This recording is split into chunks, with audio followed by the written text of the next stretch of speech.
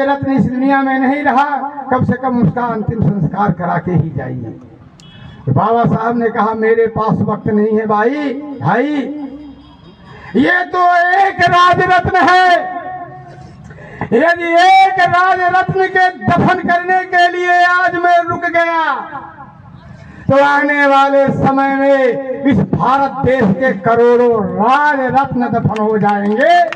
में हंडी और कमर में झाड़ू के अलावा एक और व्यवस्था थी कि मूल निवासी महिलाओं को स्तन टैक्स देना पड़ता था। स्तन टैक्स। नानगेली नाम की महिला के पास जब टैक्स वसूली करने के लिए गए तो उसके पास टैक्स देने के लिए पैसे नहीं थे। मजबूर होकर के उस नागनेली नाम की महिला ने अपने दोनों स्तन काट कर केला के पत्ता में रख करके और उसको कह दिया कि ये ले लो, ना रहेगी बांस ना बजेगी बांसुरी। साथियों, अंदाज लगा सकते हैं कि कितना खूबसूरत राज रत्न रहा होगा। अचानक राज रत्न की तबीयत बिगड़ गई और राज रत्न की डेथ हो गई। उस दिन बाबा साहब को लंदन जाना था। काहे के लिए? वोट के अधिकार के लिए। डेड बॉडी पड़ी थी, बाबा साहब जा रहे थे। बाबा साहब के भाई ने कहा कि भाई भैया, राज रत्न इस दुनिया में नहीं रहा, कम से कम उसका अंतिम संस्कार करा के ही जाइए। तो बाबा साहब ने कहा मेरे पास वक्त नहीं है भाई, ये तो एक राज रत्न है। यदि एक राज रत्न के दफन करने के लिए आज मैं रुक गया तो आने वाले समय में इस भारत देश के करोड़ों राज रत्न दफन हो जाएंगे। इसलिए मैं नहीं रुकने वाला। और गए तब वोट का अधिकार लेकर के आए। जब वोट का अधिकार बाबा साहब ने कहा कि लोकतंत्र में, डेमोक्रेसी में, प्रजातंत्र में वोट डालने का अधिकार सबको होगा, तो मनुवादियों ने अड़ंगा लगाया कि नहीं, वोट डालने का अधिकार केवल और केवल उन्हें होना चाहिए जो ग्रेजुएट और पोस्ट ग्रेजुएट। बाबा साहब ने दलील दिया यदि हमारे लोग ग्रेजुएट और पोस्ट ग्रेजुएट नहीं है तो ये तुम्हारी उस व्यवस्था की नालायकी है जिस व्यवस्था के कारण तुमने इनको पढ़ने नहीं दिया। इसलिए वोट के अधिकार से इन्हें वंचित। फिर दोबारा कहा कि लखपति और करोड़पति। बाबा साहब ने कहा कि तुम्हारी उसी व्यवस्था का दोष है जिस व्यवस्था में तुमने शूद्रों को धन अर्जित करने से रोकने का काम किया था। और अगर लोकतंत्र में वोट देने के अधिकार से तुम वंचित किए तो मैं पूरे विश्व के सामने तुम्हें नंगा कर दूंगा। ये बात बाबा साहब ने लंदन में कही और तब वोट का अधिकार लेकर के आए। और आज उस वोट की कीमत हमारे प्रदेश अध्यक्ष ने बताया। वोट और बेटी, सुन लो कान खोलकर, वोट का अधिकार बाबा साहब ने तुम्हें एक कप दारू के लिए नहीं, एक मुर्गा खाने के लिए नहीं दिया था। वोट का अधिकार तुम्हें शासन सत्ता पर अपनी बैठ बनाने के लिए वोट का अधिकार दिया था। और यदि वोट और बेटी दो बराबर होते हैं, यदि आपने बाबा साहब के द्वारा दी की गई कुर्बानी का आप इस तरह से गलत इस्तेमाल किया तो याद रखना साथियों, वोट और बेटी दोनों इक्वल होते हैं। यदि वोट को आपने बेचा तो इसका मतलब है कि आपने बेटी को भी बेचा। ये संदेश ले जाओ। पड़ेगी हिम्मत क्या उसकी? बोलो बोलो बोलो, समझाओ। आज की तारीख में सबसे ज्यादा बलात्कार किसके साथ होता है? बोलो। मूछ रखने पर हत्या हो जाती है, घड़े से पानी निकाल कर पीने से हत्या हो जाती है, स्कूल में अच्छा प्रतिभावान होने से फांसी में लटका दिया जाता है। इसी सीधी का कहानी है। इसी सीधी जिले में केदार पांडे नाम का एक प्रजापति के लड़के को जिसका 97% रिजल्ट आया था, होनहार बालक था, इतना प्रताड़ित किया कि वो आत्महत्या सुसाइड नोट में लिखा उसने। सुसाइड नोट में उस बच्चे ने लिखा कि केदार पांडे की प्रताड़ना से जातिगत गालियां अपमानित करता था डेली, इसलिए मैं आत्महत्या कर रहा हूं। तो यदि समय रहते साथियों आप लोग सड़कों पर नहीं उतरे, सड़कों पर प्रदर्शन नहीं किया इस सरकार के खिलाफ, तो आने वाला वक्त बहुत बुरा होगा साथियों। इसलिए मैं कहना चाहूंगा कि सोच को बदलिए, सितारे बदल जाएंगे, नजर को बदलिए, नजारे बदल जाएंगे। नाव को बदलने की जरूरत नहीं, नाव की दिशा बदलिए तो किनारे बदल जाएंगे, किनारे। साथियों मैं आपको ये बताना चाहूंगा, दो गधे आज के नेताओं का चरित्र कैसा है। नेता दो गधा थे,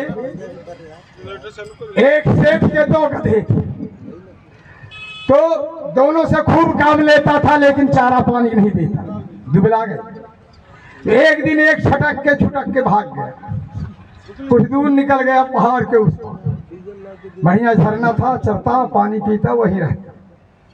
और जब दूसरा बचा तो उसको डबल ड्यूटी और खाना कुछ नहीं, तो दुबला पतला हो गया था। अचानक एक दिन वो भी गधा छूट के छुटक गया, तो घूमते टहलते वहीं पहुंचा जहां वो पहले वाला। तो जब पहले वाले ने देखा तो कहा यार तेरी क्या सूरत हो गई, कि क्या करूं भाई, तू चला आया तो तेरा भी ड्यूटी मुझे करना पड़ता था, खाना देता नहीं। तो कहा तू भी भाग गया, चले आ।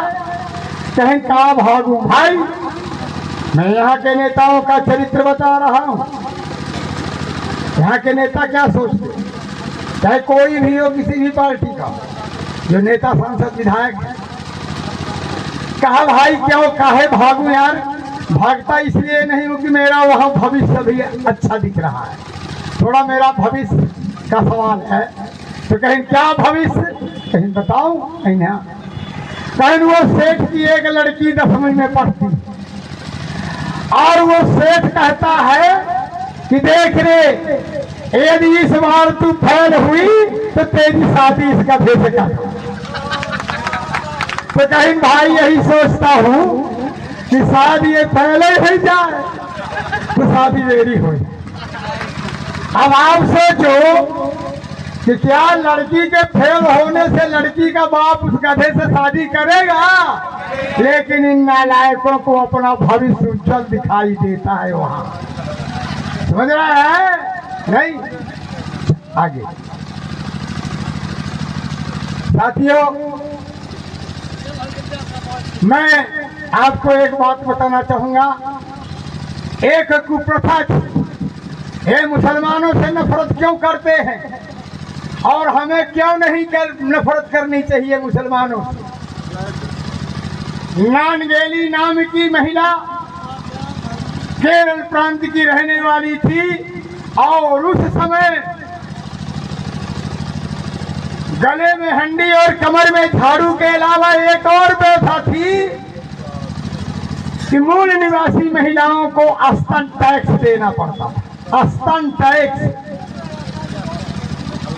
नानगेली नाम की महिला के पास जब टैक्स वसूली करने के लिए गए तो उसके पास टैक्स देने के लिए पैसे नहीं थे।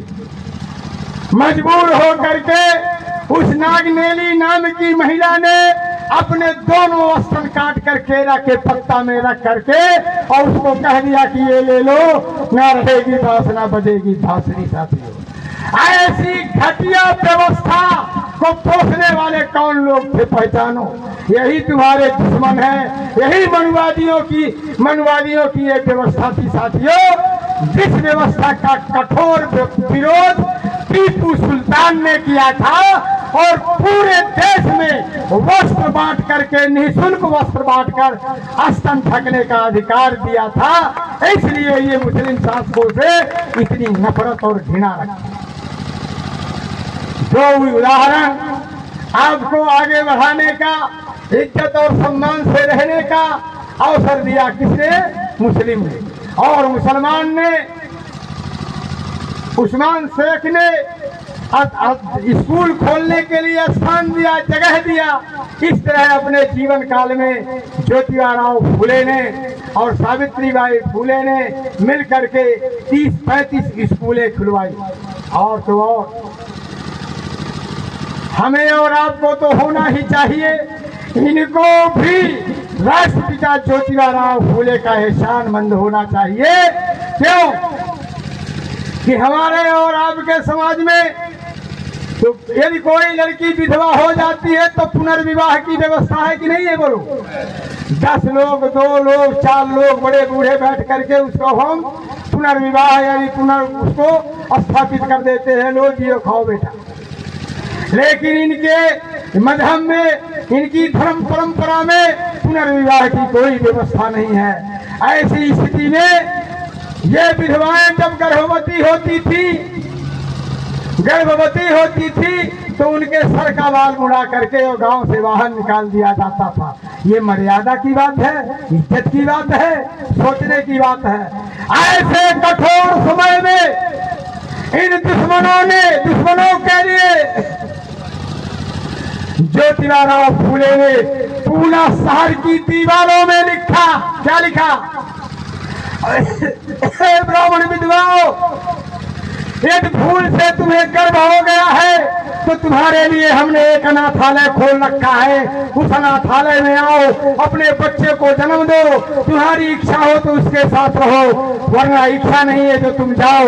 इस अनाथालय, उस बच्चे की हिफाजत अनाथालय करेगा।